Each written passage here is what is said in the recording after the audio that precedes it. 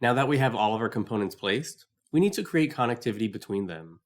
We'll do this using the place wire command.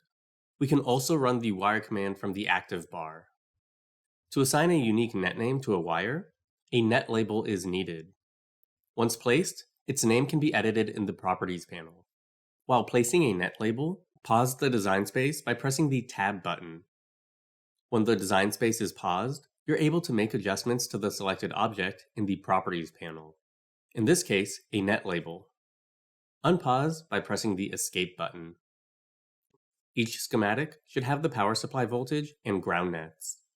These nets are designated with power ports. A ground power port indicates the ground net.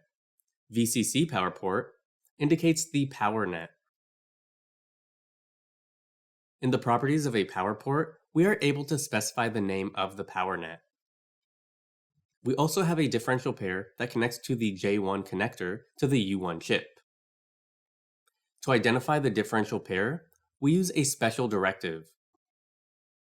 It is also necessary to name the signals D_N and D_P, where D is the name of the differential pair, and the _N and _P suffixes are used to denote the positive and negative signals. This is required to correctly pass the details on the differential pair to the PCB editor. On the final stage of working with the schematic, the numbering of components should be performed.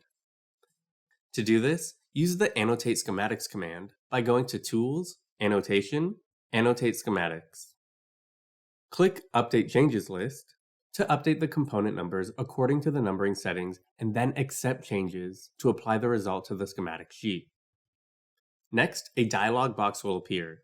Use the following commands: Validate changes to check the changes made to the schematic sheet, and execute changes to confirm the changes.